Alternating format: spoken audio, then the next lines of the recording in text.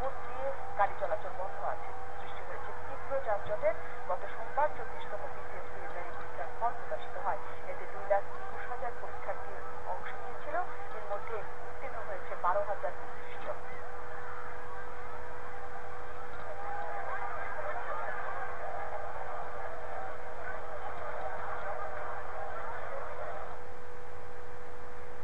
শাহবাগে এই আন্দোলনের সাথে আছেন আমাদের সহকর্মী মনির মিল্লাত। সবশেষ খবর জানতে সরাসরি তিনি যোগ দিচ্ছেন আমাদের সাথে।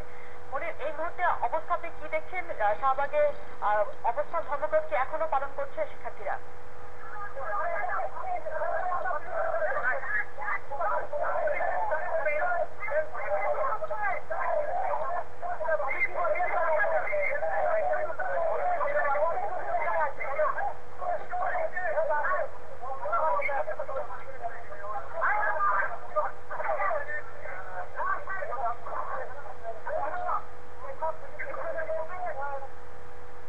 মনির, আপনি কি আমার কথা শুনতে পাচ্ছেন?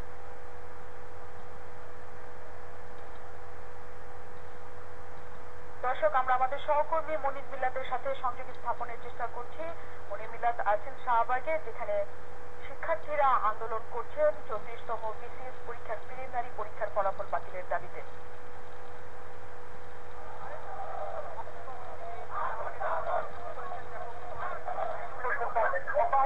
যারা আন্দোলনকারী আছেন, যারা এই 34তম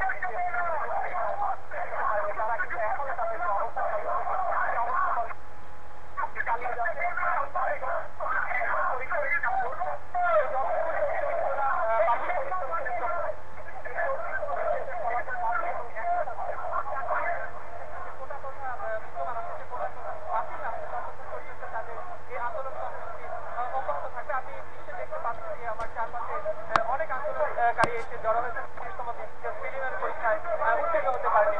তাদের কয়েকজনের সাথে আমি কথা বলছি যারা সকাল থেকে এই আন্দোলনের সাথে আছেন। আমার সাথে আছেন একজন সাধারণ পরীক্ষার্থী, তিনি পরীক্ষায় উত্তীর্ণ হতে পারেনি। সকাল থেকে আপনারা আন্দোলন করছেন এবং প্রায় আড়াই ঘন্টা, প্রায় 3 ঘন্টারও বেশি সময় কিন্তু এরই মধ্যে পার হয়ে গেছে। আপনাদের আন্দোলন অব্যাহত আছে। তো আপনারা আসলে আন্দোলনের ভবিষ্যৎ নিয়ে কি ভাবছেন, যে কতক্ষণ পর্যন্ত এই আন্দোলন কর্মসূচি চলবে? আমাদের কথা একটাই, আমরা এই কোটা বাতিল বা সংস্কার যতক্ষণ পর্যন্ত না করা হবে ততক্ষণ পর্যন্ত আমরা এই চত্বর থাকবো না। দ্বিতীয় কথা হচ্ছে গিয়া, এই যে 34তম যে বৈষম্য করা হয়েছে আমাদের ছাত্রদের প্রতি, সেই বৈষম্য আমরা মানি না। এই জন্য আমরা 34তম যে প্রিলি রেজাল্ট হয়েছে, এই প্রিলি রেজাল্টের পুনর্মূল্যায়ন চাই। আমরা এই যে রেজাল্টে যে এটা বাতিল চাই এবং নতুন করে পুনর্মূল্যায়ন করা হোক, এটা করুক। আর আমরা প্রিলিতে কোনো রকমের কোটা চাচ্ছি না। ঠিক আছে, কোটা যদি করা হয়ে থাকে সেটা ব্যবহার করে আছে অলরেডি বিশেষ হয়েছে। এটা হলো কথা। আমাদের আন্দোলন যতক্ষণ পর্যন্ত আমরা এই আন্দোলন যতক্ষণ পর্যন্ত দাবি আদায় না হবে ততক্ষণ পর্যন্ত আমরা এখানে থাকবো। এর আগে আমরা এক মুহূর্ত সরবো না। আর আমাদের পরবর্তী কর্মসূচি হচ্ছে বিকাল 5টায় সাংবাদিক সম্মেলন আছে। সন্ধ্যার পরে মশাল মিছিল বের করবো আমরা। অলরেডি আমরা হাইকোর্টে রিট করার জন্য যোগাযোগ করেছি। আর ব্যারিস্টার আমিনুল হক স্যার উনি বলেছেন আমাদের কিছু ডকুমেন্ট দরকার আছে, ওগুলো নিলে উনি বিস্তারিত ব্যাপারে আইনগত ব্যবস্থা নেবেন। এই হচ্ছে আমাদের সর্বশেষ কথা। উনি আরো একজন আন্দোলনকারী আছেন আমাদের সাথে। আপনার কাছে আমি জানতে চাচ্ছি যে আসলে একদম সুনির্দিষ্ট ভাবে যদি বলেন যে আপনাদের দাবিগুলো কি? আমি বলবো আমাদের যে দাবির ব্যাপারটা, বিগত 10তম বিশেষ থেকে 33তম বিশেষ পর্যন্ত কখনো প্রিলিমিনারি পর্যায়ে কোটা ছিল না। আমরা চাচ্ছি প্রিলিমিনারি পর্যায়ে কোনো কোটা থাকবে না এবং কোটা প্রথা টোটালি নির্মূল করা হোক। আর আমি বলবো যে এখানে আমার সাথে যারা আছে সবাই, অনেকেই 52-50 পেয়ে লিখছে, বাট আমার সাথে যারা আছে মেধাবী ছাত্র 80তেও তারা থাকছে না। আমার কথা হচ্ছে যে জাতিকে মেধাশূন্য করার যে ষড়যন্ত্র, এই ষড়যন্ত্রের উৎখাত নির্মূল করার জন্য আমি আমার এই মেধা মূল্যায়ন মঞ্চ থেকে আহ্বান করব। আমি আমার মাননীয় প্রধানমন্ত্রী শেখ হাসিনার কাছে একান্তভাবে আমাদের দাবি, আমাদের মেধাবীদের মূল্যায়ন করা হবে। এবং আরেকটি বিষয়, যে আপনারা বলছেন যে আপনাদের এই আন্দোলন একটি অহিংস আন্দোলন, কিন্তু এই আন্দোলনের কারণে আজকে দেখা যাচ্ছে ঢাকা শহরের বিভিন্ন জায়গায় যানজটে তৈরি হচ্ছে। তো আপনারা আসলে কি ভাবছেন যে এই জায়গাতে আন্দোলনের অবস্থান ধরে রাখতে নাকি এখান থেকে অন্য কেউ সরিয়ে দেবেন? আসলে আমরা বিষয়টা বুঝতে পারছি। বিষয়টা আসলে এখানে সমস্যা হচ্ছে, আমরা জানি। আমরা জাতিকে জানাতে চাচ্ছি আমাদের দাবিটা আদায় করতে হবে। আমরা সুন্দরভাবে সুষ্ঠুভাবে আন্দোলন আদায়ের পথে অগ্রসর হওয়ার ক্ষেত্রে আমরা ভূমিকা রাখছি, কিন্তু আমাদের কথা শোনা হয় নাই, রাখা হয় নাই। এখন আমরা বাধ্য হলাম এখানে আসতে। আমাদের বিষয়টা মাথায় আছে এবং পরবর্তীতে আমরা মনির, আপনার কাছ থেকে আমরা জানতে চাচ্ছিলাম 12টার সময় আপনি আমাদের জানাচ্ছিলেন একটি আহ্বায়ক কমিটি গঠন করা হয়েছে যারা এই আন্দোলনটাকে পরিচালনা করছে, কিন্তু একই সাথে আপনি বলছিলেন যে ঢাকা বিশ্ববিদ্যালয় থেকেও ছোট ছোট অনেক মিছিল এসে এই আন্দোলনের সাথে যুক্ত হচ্ছে। আর কারা কারা সম্প্রীতি জানালো এই ঘটনার সাথে? আহ্বায়ক কমিটির কথা আমি গত সংবাদ সংযোগে আমি যেমন বলছিলাম, কিন্তু এখন যারা এখানে আন্দোলনকারী আছেন তারা বলছেন যে সেই আহ্বায়ক কমিটি যেটি গঠন করা হয়েছিল সেটি কিন্তু এখন আর কোনো অস্তিত্ব নেই। সাধারণ শিক্ষার্থীদের ব্যানারেই কিন্তু তাদের আন্দোলন কর্মসূচি এখানে চলছে। এবং আরেকটি বিষয় যে বিভিন্ন পরীক্ষার্থী যারা আসলে 34তম বিসিএস প্রিলিমিনারি পরীক্ষায় উত্তীর্ণ হতে পারেনি, তারা এখনো আমি দেখছি যে বিভিন্ন জায়গা থেকে তারা ছোট ছোট মিছিল নিয়ে এই শাহবাগ চত্বরে এসে জড়ো হচ্ছেন এবং যারা সকাল 10:30টায় এই আন্দোলন শুরু করেছিলেন তাদের সাথে সংগতি জানিয়েছেন। উনি আরেকটি বিষয় যে এখানে যে মঞ্চটি করা হচ্ছে সেই মঞ্চ থেকে ঘোষণা করা হয়েছে যে বিকেল 5টায় এখানে একটি সাংবাদিক সম্মেলন করা হবে এবং সেই সাংবাদিক সম্মেলন থেকে পরবর্তী আন্দোলনের যে পরবর্তী কর্মসূচি সেই পরবর্তী কর্মসূচি ঘোষণা করা হবে বলে এখান থেকে জানানো হয়েছে। মনির, আপনাকে ধন্যবাদ। আপনার কাছে নিশ্চয়ই আমরা আবার ফিরবো। শাহবাগ থেকে জানাচ্ছিলেন মনির মিলার, আমাদের সহকর্মী জানাচ্ছিলেন সেখানে 34তম বিসিএস প্রিলিমিনারি পরীক্ষায় অকৃতকার্য যারা হয়েছেন তারা সেখানে আন্দোলন করছে এবং বেলা 5টায় তাদের এক সংবাদ সম্মেলন আছে, তাতে তারা জানাবে তাদের দাবি দেওয়া, এবং একই সাথে তারা জানাচ্ছিলেন যে পর্যন্ত তাদের এই প্রিলিমিনারি পরীক্ষা বাতিল না করা হবে সেই পর্যন্ত তারা শাহবাগে এই আন্দোলন চালিয়ে যাবে।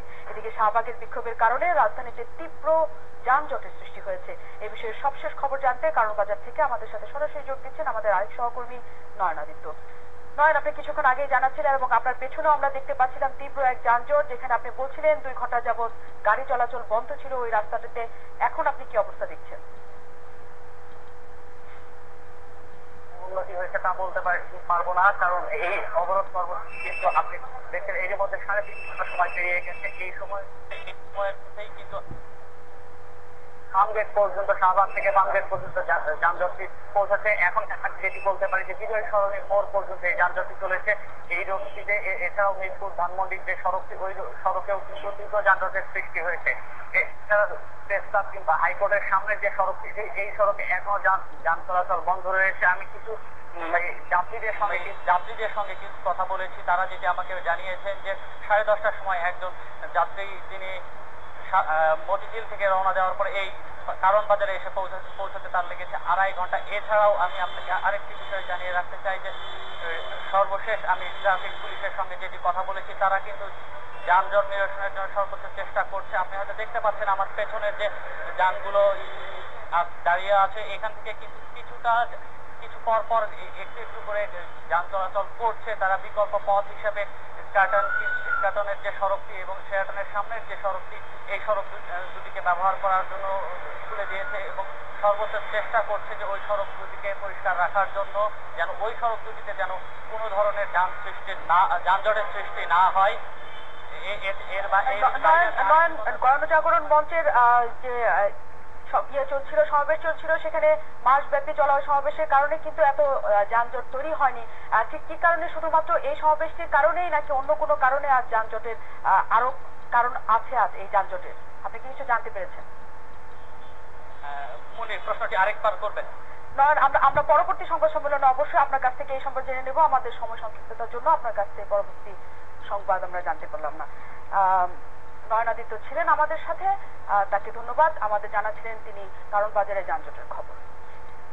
চলে যাচ্ছে ভিন্ন প্রসঙ্গে। বাণিজ্য বাড়ানো ও দ্বৈত কর তুলে দেওয়ার সুযোগ রেখে 7টি চুক্তিতে একমত হয়েছে বাংলাদেশ ও বেলারুশ। মঙ্গলবার বেলারুশের হাউস অব গভর্নমেন্টে প্রধানমন্ত্রী শেখ হাসিনা এবং বেলারুশের প্রধানমন্ত্রী মিখাইল মিয়াসনুকোভিচ উভয় দেশের পক্ষে চুক্তিগুলো সই করেন। দ্বিপক্ষীয় বাণিজ্য বৃদ্ধি ও দ্বৈত কর পরিহারের সুযোগ রেখে মোট 7টি চুক্তিতে সম্মত হয়েছে বাংলাদেশ ও বেলারুশ। মঙ্গলবার বেলারুশের হাউস অব গভর্নমেন্টে প্রধানমন্ত্রী শেখ হাসিনা ও বেলারুশের প্রধানমন্ত্রী মিখাইল মিয়াসনুকোভিচ উভয় দেশের পক্ষে চুক্তিগুলো সই করেন।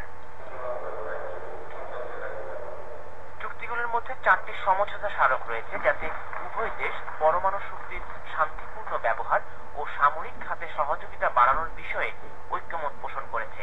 এই সমঝোতা স্মারকে সই করেন পররাষ্ট্রমন্ত্রী দীপু মনি ও বেলারুশের জ্বালানি মন্ত্রী ভ্লাদিমির পোটোপচিক।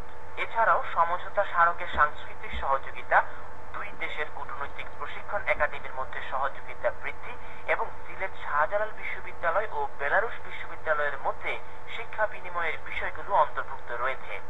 দুটি এগ্রিমেন্ট এবং 4টি এমওইউ স্বাক্ষরিত হয়েছে।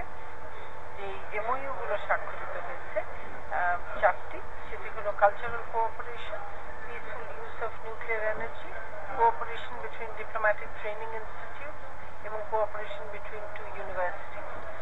আর একটা joint declaration of intent on preferential export loan, সেটাও স্বাক্ষরিত হয়েছে।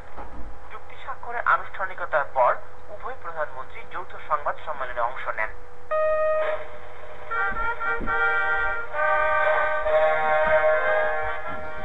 এর আগে সকালে প্রধানমন্ত্রী দ্বিতীয় বিশ্বযুদ্ধে নিহতদের স্মরণে নির্মিত বেলারুশের স্বাধীনতা চত্বরে পুষ্পস্তবক অর্পণ করেন।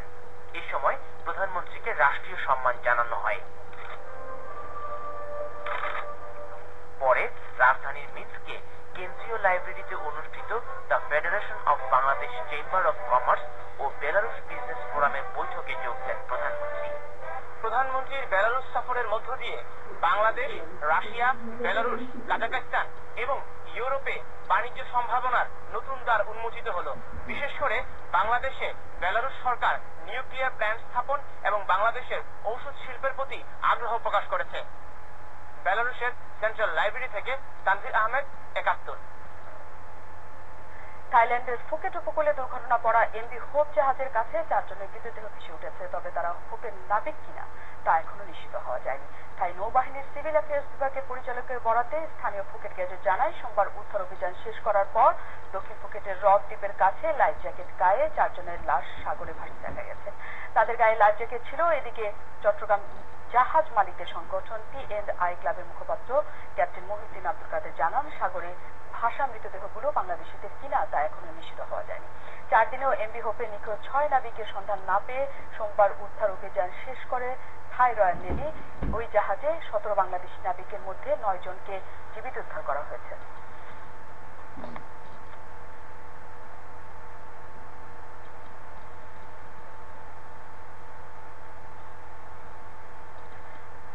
ঘন্টার মধ্যে রাঙ্গামাটিতে অপহৃত 4 জন উদ্ধার করা না হলে কঠোর আন্দোলনের হুমকি দিয়েছে বাঙালি ছাত্র পরিষদ। এদিকে অপহৃতদের মধ্যে একজনকে ছেড়ে দিয়েছে অপহরণকারীরা, বাকি 4 জনের মুক্তির বিনিময়ে দাবি করা হয়েছে 40 লাখ টাকা। রাঙ্গামাটির অতিরিক্ত পুলিশ সুপার হাবিবুর রহমান জানান, সোমবার রাতে টেলিটকের স্থানীয় প্রতিনিধি মন্টু চাকমাকে ছেড়ে দেয় অপহরণকারীরা। অপহৃত অন্যরা হলেন সহকারী প্রকৌশলী আক্তার হোসেন, টেকনিশিয়ান হিমায়ত হোসেন, ইমরুল এবং সহকারী টেকনিশিয়ান সুজা। সোমবার বাঘাইছড়ি থেকে রাষ্ট্রায়ত্ত মোবাইল কোম্পানি টেলিটকের 5 কর্মীকে অপহরণ করে দুর্বৃত্তরা। যে এলাকায় নিয়ে গেছে, এটি একটি গহীন জঙ্গল, যেখানে যাওয়ার কোনো রাস্তা নাই, একমাত্র ওয়াকিং ওয়ে ছাড়া অন্য কোনো রাস্তা নাই। তা আমরা এরপরও আমাদের কার্যক্রম চালু রেখেছি। এখন পর্যন্ত আমরা উদ্ধার করতে পারি নাই। আমরা জানতে পেরেছি সেটা ইউপিডিএফ নামক এখানে পাহাড়ি একটি সন্ত্রাসী সংগঠন আছে, তারা তাদেরকে অপহরণ করে নিয়ে গেছে। এই 48 ঘন্টার মধ্যে যদি প্রশাসন বাঙালিকে উদ্ধার করতে ব্যর্থ হয়, তাহলে আমরা কঠোর কর্মসূচি দিয়ে পার্বত্য অঞ্চলকে অচল করে দেব। আমরা সরকারের প্রতি উদাত্ত আহ্বান জানাবো, পার্বত্য অঞ্চলে ইতিমধ্যে যেভাবে অপহরণ, দর্শন, মুক্তিপণ বাণিজ্য যেমন চলছে, এভাবে যদি চলতে থাকে পার্বত্য অঞ্চল একটি অশান্তির দিকে যাচ্ছে, এগিয়ে যাবে। কাল থেকে শুরু হচ্ছে সংযম সাধনার মাস, পবিত্র মাহে রমজান। মঙ্গলবার সন্ধ্যায় ইসলামিক ফাউন্ডেশন মিলনায়তনে চাঁদ দেখা কমিটির বৈঠকে বসে ধর্ম প্রতিমন্ত্রী শাহজাহান মিয়ার সভাপতিত্বে বৈঠক শেষে জানানো হয়, দেশের কোথাও চাঁদ দেখা না যাওয়ায় বৃহস্পতিবার থেকে পবিত্র রমজান মাস শুরু হবে।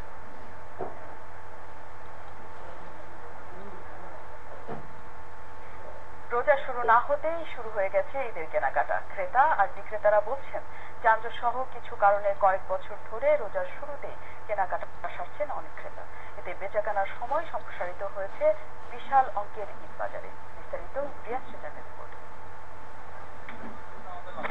ঈদের আগের সপ্তাহগুলোর যানজট, মার্কেটের অসহনীয় ভিড় আর পণ্যের গলাকাটা দাম থেকে রেহাই পেতে রোজার অনেক আগে থেকেই শুরু হয়েছে ঈদের কেনাকাটা। থান কাপড় বা মেয়েদের পোশাকের দোকানগুলোতে কেনাবেচা জমে উঠেছে। ক্রেতারা বলছেন, এখন মনের মতো কেনাকাটা করতে পারছেন তারা। এখন একটু ভিড় কম আছে, আবার কিছুদিন পর ভিড় শুরু করলে প্রাইসটা একটু কম থাকে, পরে অর্ডার নিতে চায় না। এদিকে টেইলারিং শপগুলোতে ক্রেতাদের ভিড় চোখে পড়ার মতো। কিছুদিনের মধ্যেই অর্ডার নেওয়া শেষ হবে, তাই অনেক ব্যস্ততা ব্যবসায়ীদেরও। আগের থেকে এখনকার চাপ অনেক বেশি। আমরা হয়তো আর মনে করে 10 রোজা বা 15 রোজা হয়তো অর্ডার বন্ধ করে আগে দিয়ে দিচ্ছি, যাতে কোনো সমস্যা হলে অনেক সময় ঠিক করতে হয়। কাপড়ের দোকানের বিক্রেতারা বলছেন ঈদের বিক্রি শুরু হয়েছে, সকাল থেকে রাত পর্যন্ত ক্রেতা পাচ্ছেন তারা। তবে গত বছরের এই সময়ের তুলনায় এখনো বেচাকেনা কম। গত 15 দিন থেকেই আমাদের এখানে মোটামুটি ওই ধরনের একটা চাপ সৃষ্টি হয়েছে। ম্যাক্সিমাম কালেকশন চলে আসছে, আবার আসতেছে নতুন কিছু কালেকশন আসতেছে। আগের থেকে মনে করে বেচা বিক্রি কম, সামনে দিয়ে বাড়বে আর কি বেচা বিক্রি। ঠিক আছে, দেশের জিডিপির প্রায় 15% আসে খুচরা ও পাইকারি বিক্রি খাতে, আর এর মূল্য লাখ কোটি টাকারও বেশি। অর্থনীতি বিশ্লেষকদের মতে সারা বছরে এমন বিকিকিনি কর্মকাণ্ডের সবচেয়ে বড় অংশটাই হয় ঈদ উপলক্ষে। রিয়াজ সেজান, 71, ঢাকা। চলছে সংবাদ সংযোগ, ফিরছি একটি বিরতির পর।